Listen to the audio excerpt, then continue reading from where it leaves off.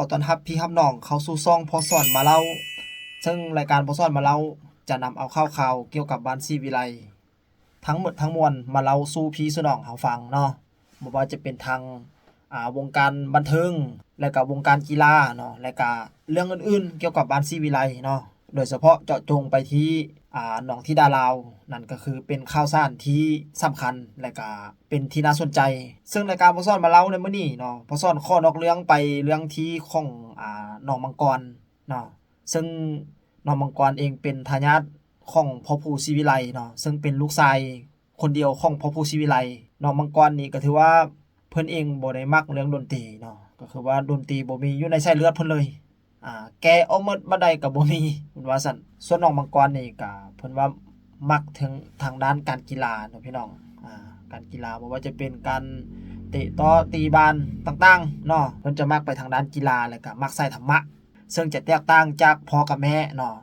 ซึ่งพ่อก็เป็นนักร้องแล้วก็เป็นนักแต่งเพลงแล้วก็เป็นโปรดิวเซอร์เรื่องเกี่ยวกับสายการบันเทิงนี่ถือว่าอาจารย์ผู้ศรีวิไลถือว่าเพิ่นผู้หนึงละที่เยี่ยมยอดที่สุดแล้วก็ต่อมาก็คือแม่พึ่งเนาะซึ่งเป็นแม่ทัพใหญ่ของบ้านศรีวิไลเฮาก็ถือว่าเพิ่นก็เป็นดีเจประจำคลื่นวิทยุพุ่นได้พี่น้องผ่านมานะแสดงว่าน้องมังกรนี้บ่มีอยู่ในสายเลือดนักดนตรีจักน้อยเลยมื้อนี้ก็ถือว่าน้องธิดาลาวได้เดินทางไปเสียพี่ชายเพิ่นตัวพี่น้องทางมีทางพี่ปาดธนาเด้เนาะไปร่วมไปอยู่นครนายกพุ่นได้พี่น้องห่างจากสนาคามจักกิโลพี่น้องก็มาไล่เอาไปเบิ่งGoogle Map เอาเด้อว่าห่างไกลกันจักกิโลเนาะก็ถือว่าไปไกลพอสมควรในส่วนที่น้องธิดาลาวแล้วก็พ่อปู่ศรีวิไลแล้วก็แม่พึ่งเนาะแล้วก็น้องปรารถนาที่เดินทางไปให้กำลังใจถึงว่าห่างไกลน้องมังกรเนี่ยสิบ่พร้อมแต่ว่าใจน้องสู้เพราะว่าตอนลงแข่งหั่นน้องได้เป็นไข้ได้พี่น้องบ่สบายแต่ว่าใจน้องสู้เพราะว่ามีกำลังใจจากทางบ้านไปร่วมเชียร์ซึ่งน้องมังกรก็ได้บอกกับพ่อกับแม่ว่าต้องได้มาเชียร์ให้ได้เนาะเพราะว่าปีนึงลูกขอเวลามีแต่4มื้อเพราะว่ามื้อแข่งขันจะมีอยู่4มื้อซึ่งเริ่มต้นแต่เมื่อวานนี้ไปแล้วเนาะพอสอนว่าสิมาอัดคลิปสู่พี่น้องเฮาฟังก็บ่ทัน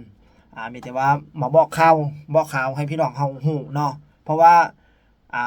บ้านศรีวิไลทางหลังก็คือว่าพอสอนเองสิหยิบยกเรื่องราวต่างๆของบ้าน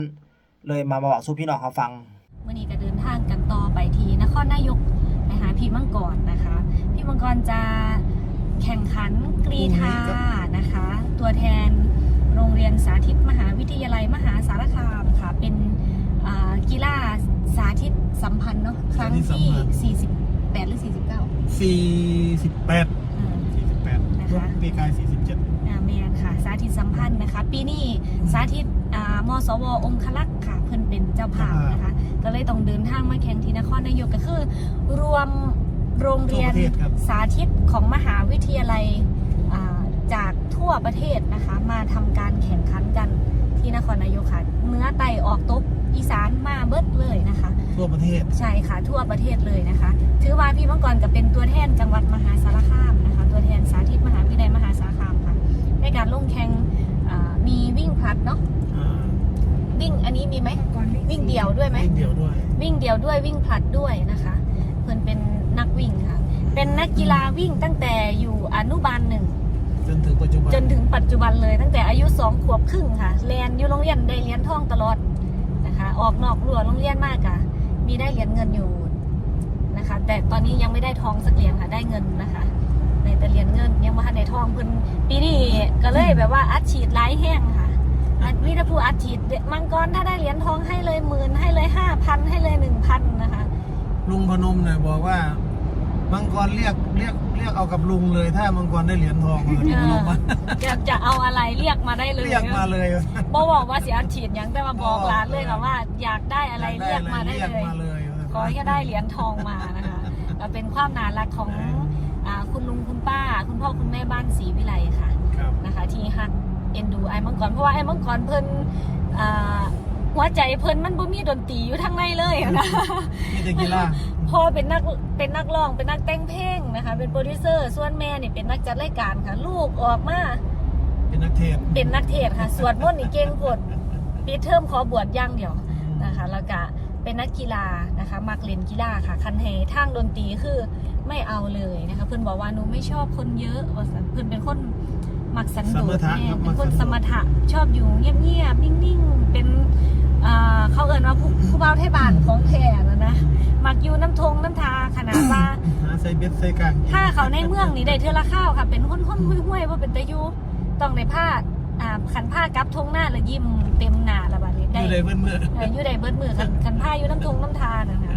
ถือเบ็ดละบาดนี้ก็บักจกไปหาคุดขี่ไก่เดียนใส่เบ็ดหาปลาละบาด แต่หามาบ่กินในบัดนี้ อันมีอยู่เทือนึงเพิ่นย่างไว้น้ำทงใส่เบ็ดไปเรื่อยๆเพิ่นได้ปลาคอหลายแล้วเพิ่นเลยว่าบัดนี้กลับมาก็ได้โอนตินมาค่ะก็เลยถามเอ้าหนูไปทำอะไรมาไปเจอใครคนแปลกหน้าอะไรยังไงเนี่ยทำไมไปตกเบ็ดกลางทุ่งนาแล้ว ได้โอนติ ซื้อยางไปน้ำคูแทบไปน้ำกลางทุ่งแล้วทำไมได้โอวัลตินนะอ๋อหนูตกเบ็ดแล้วได้ปลาช่อนหลายตัวคุณตาเขาบอกว่าเขาอยากกินปลาช่อน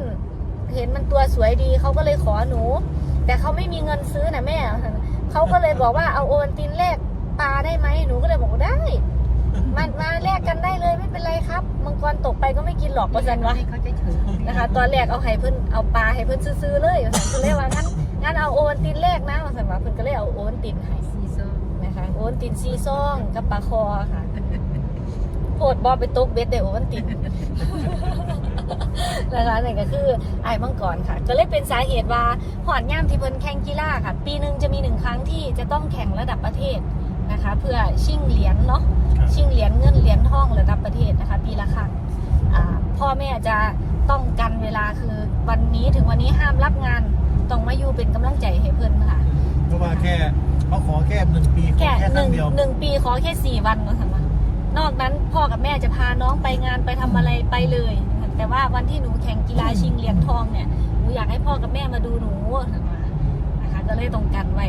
บอรับงานไซส์บอไปไซส์ทั้งสิ้นค่ะนะคะเพื่อตั้งใจไปเชียร์เพิ่นโดยเฉพาะเนาะ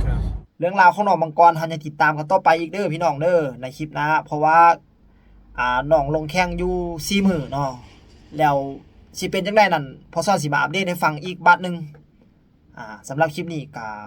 ขอลาไปก่อนพบกันใหม่ในคลิปหน้าขอให้ท่านมีความสุขในการรับชมคลิปสบายดี